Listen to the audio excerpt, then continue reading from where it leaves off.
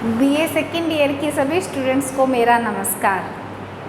Students, आज हम topic कर रहे हैं अमेरिका का राष्ट्रपति या अमेरिकी कार्यपालिका, क्योंकि अमेरिका की कार्यपालिका में राष्ट्रपति और उपराष्ट्रपति होंगे और हमारा टॉपिक राष्ट्रपति चल रहा है, तो हमें उससे राष्ट्रपति की चुनाव प्रक्रिया करनी है। राष्ट्रपति की चुनाव प्रक्रिया करने से पहले हमें कुछ बातों की नॉलेज होनी चाहिए, जो मैं तुम्हें अभी करवाऊंगी। देखिए स्टूडेंट्स, भारत के राष्ट्रपति और अमेरिका के राष्ट्रपति की चुनाव प्रक्रिया में भी अंतर है और राष्ट्रपति पद में भी अंतर है। हमारे यहाँ पे संसदात्मक शासन व्यवस्था, भारत में संसदात्मक शासन व्यवस्था पाई जाती है और अमेरिका में अध्यक्षात्मक शासन व्यवस्था पाई जाती है। हमारे यहाँ पे संसदात्मक शासन व्यवस्था पाई जाती है, इसीलिए जो राष्ट्रपति है वो संवैधानिक प्रमुख है, वास्तविक प्रमुख नहीं होता है, जबकि अमेरिका में अध्यक्षात्मक शासन प्रणाली पाई जाती है, इसीलिए राष्ट्रपति संवैधानिक प्रमुख भी है और वास्तविक प्रमुख भी है। हमारे यहाँ वास्तविक प्रमुख पीएम होता है और संवैधानिक प्रमुख राष्ट्रपति होता है, लेकिन अमेरिका में अध्यक्षात्मक शासन प्रणाली है, इसलिए वहाँ पे संवैधानिक और वास्तविक प्रमुख एक ही है। ये बात तुम्हें याद रखनी है, ध्यान में रखना है। देखिए, अमेरिका की जो एजेंसी है वो वहाँ के रक्षात्मक एजेंसी, खुफिया एजेंसी राष्ट्रपति को पोर्टस कह के बुलाती है। पोर्टस का अर्थ होता है president of the United state, president of the United state. ठीक है, प्रेसिडेंट यूनाइटेड स्टेट यानी अमेरिका का। यहाँ पे देखिए कि हमारे यहाँ भारत की बात यदि करते हैं, भारत की बात करते हैं, तो भारत में जो राष्ट्रपति है उसका कार्यकाल 5 वर्ष का होता है। भारत के राष्ट्रपति का कार्यकाल 5 वर्ष का होता है, जबकि अमेरिका के राष्ट्रपति का कार्यकाल 4 वर्ष का होता है। तो भारत में क्या है? भारत में राष्ट्रपति केवल संवैधानिक प्रधान है, हम ये कह सकते हैं राज्य का प्रधान है, राज्य का प्रमुख है, जबकि भारत में 5 वर्ष कार्यकाल, जबकि यूएसए में 4 वर्ष। ठीक है, हमारे यहाँ पे राज्य प्रमुख है और अमेरिका में सरकार का भी प्रमुख है प्लस राज्य का भी प्रमुख है। राष्ट्रपति की बात कर रहे हैं, भारत के राष्ट्रपति और अमेरिका के राष्ट्रपति में क्या क्या अंतर है। देखिए, जो भारत का राष्ट्रपति है, भारत का राष्ट्रपति 5 वर्ष के लिए चुना जाता है, लेकिन 1, 2, 3, 4 कितनी भी बार के कार्यकाल के लिए राष्ट्रपति बन सकता है। अर्थात यहाँ पे टाइम लिमिट नहीं है। टाइम लिमिट यानी कार्यकाल कितने भी बार कार्यकाल हो सकता है, कितने बार के लिए चुने, ऐसी कोई व्यवस्था नहीं है। लेकिन यहाँ अधिक से अधिक 2 बार के लिए, अधिक से अधिक 2 बार के लिए राष्ट्रपति चुना जाता है, क्योंकि यहाँ पे एक संविधान संशोधन हुआ, क्योंकि रूजवेल्ट जो है 4 बार के लिए राष्ट्रपति चुने गए थे, बाद में उनकी मृत्यु हो गई थी। इसलिए एक बात जनता ने सोची कि राष्ट्रपति का जो कार्यकाल है वो यदि हम 2 बार से अधिक न हो तो ज़्यादा लोगों को मौका मिल सकता है। इसलिए लोकतांत्रिक व्यवस्था का ध्यान में रखते हुए वहाँ पे अब राष्ट्रपति 2 कार्यकाल लगातार कर सकता है, उसके बाद में नहीं कर सकता। फिर उसके बाद में आता है कि 35 वर्ष भारत में भी राष्ट्रपति के लिए 35 वर्ष है, वैसे ही अमेरिका की राष्ट्रपति की जो आयु है वो 35 वर्ष ही है। और हमारे यहाँ पे क्या है कि राष्ट्रपति केवल और केवल राज्य का प्रमुख है, जबकि यहाँ पे राज्य और सरकार दोनों का प्रमुख माना जाता है। उसके बाद में देखिए स्टूडेंट्स, हमें ये ध्यान रखना है कि 4 वर्ष का है और अप्रत्यक्ष रूप से राष्ट्रपति का निर्वाचन होता है। 2 कार्यकाल निश्चित है। अभी जो डोनाल्ड ट्रंप है वो 45वें पोटस हैं, 45वें president of the United State हैं और 35 वर्ष की आयु है।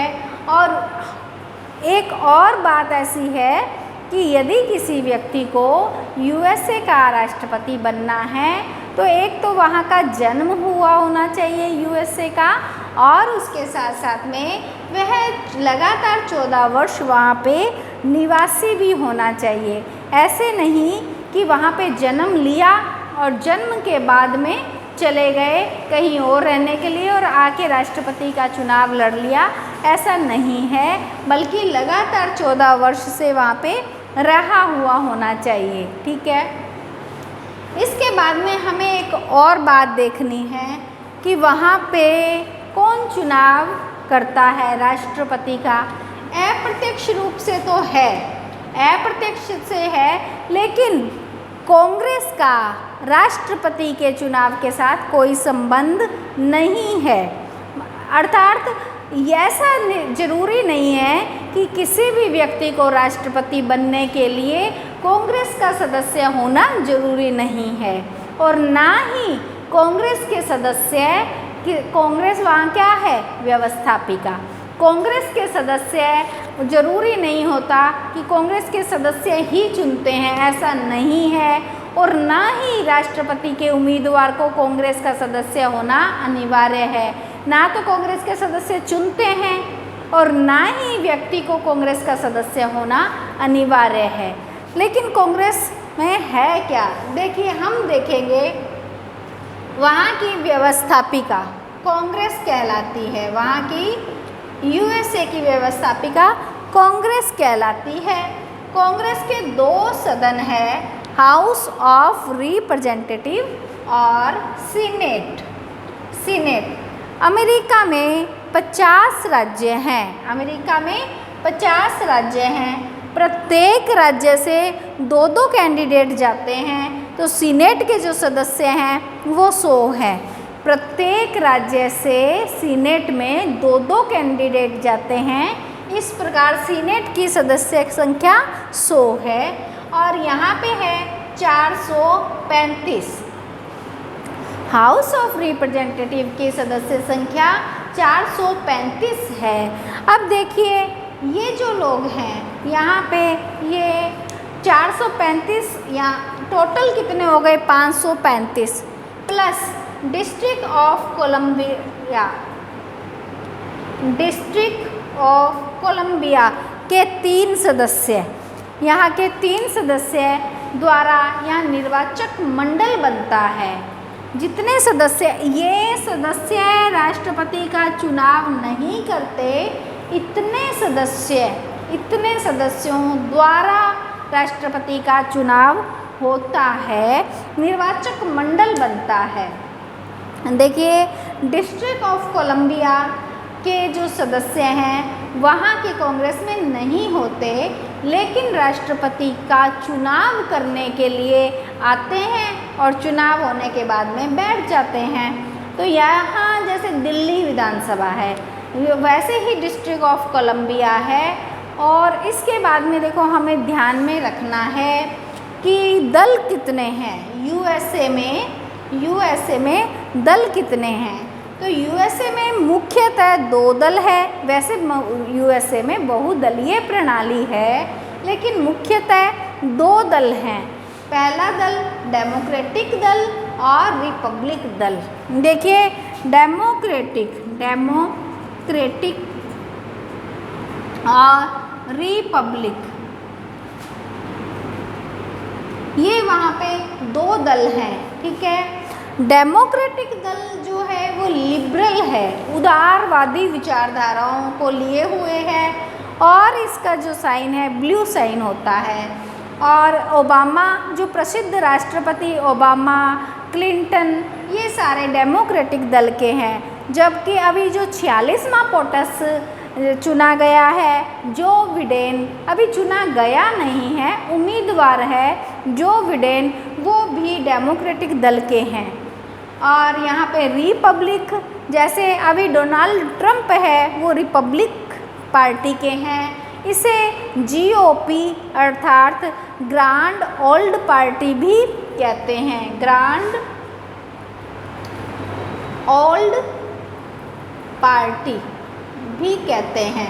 अभी देखिए ये कंजर्वेटिव विचारधारा के लोग होते हैं। कंजर्वेटिव जो जल्दी से चेंज नहीं होना चाहते, इसे अमीरों की पार्टी भी कहते हैं, अमीरों की पार्टी भी कहते हैं। और लिंकन इसके राष्ट्रपति थे, डोनाल्ड ट्रंप इसी पार्टी से चुने गए थे।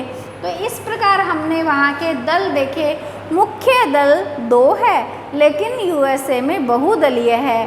और दल जैसे टी पार्टी भी है, ग्रीन पार्टी भी है, टी पार्टी, ग्रीन पार्टी, ये सब वहाँ पे है।